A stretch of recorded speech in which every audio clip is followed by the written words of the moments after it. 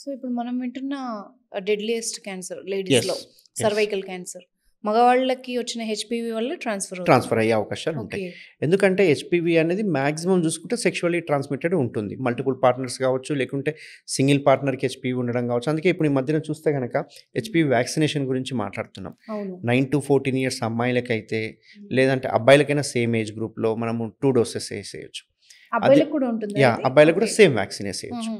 But ఇక్కడ awareness cervical cancer మీద వచ్చింది గానీ, పెనియల్ క్యాన్సర్ మీద అవేర్‌నెస్ ఎవ్వరికీ లేదు. ఓకే. ఓకే. ఎందుకంటే ఎంతసేపు cervical cancer, uterine cancer, ovarian cancer అని చెప్పేసి చెప్తున్నారు తప్ప, ఏ ఒక్క సర్జన్ గాని పెనియల్ క్యాన్సర్ గురించి ఇప్పటివరకు మాట్లాడలేదు. ఓకే. బట్ ఇదొక క్యాన్సర్ ఉందనే యెస్. తెలీదు. పెనియల్ క్యాన్సర్స్ మా దగ్గరికి రోజుకొకరైనా వస్తూ ఉంటారు. ఓహ్! ఏంటి సార్ కాజెస్? దీనిలో కాజెస్ మెయిన్‌గా ఈ హెచ్‌పివి అన్నట్టు. హుహు. హెచ్‌పివి కావచ్చు, లేకపోతే కొన్ని రకాల వైరస్ కావచ్చు, వాట్స్ జెనిటల్ వాట్స్ వలన కావచ్చు, ఇట్లాంటివన్నీ కన్వర్ట్ అయితూ ఉంటాయి అన్నట్టు. ఓకే. సో, హెచ్‌పివి వ్యాక్సిన్ ఏందంటే 9-14 ఇయర్స్ ఏజ్ వాళ్ళకైతేనేమో 2 డోసెస్ ఇస్తుంటాము. అదే ఒకవేళ 15-45 ఇయర్స్ ఏజ్ వాళ్ళు కూడా తీసుకోవచ్చు. చాలామందికి 9-14 తెలుసు. ఆ 15 తర్వాత ఏజ్ వాళ్ళకి ఎవరికీ తెలీదు. చాలామంది ఏయించుకోవట్లేదు. బట్ 15-45 ఇయర్స్ వరకు 3 డోసెస్ వచ్చినాయి అన్నట్టు. ఇందులో కూడా పెంటావాలెంట్ అని, క్వాడ్రివాలెంట్ అని చాలా రకాలుంటాయి.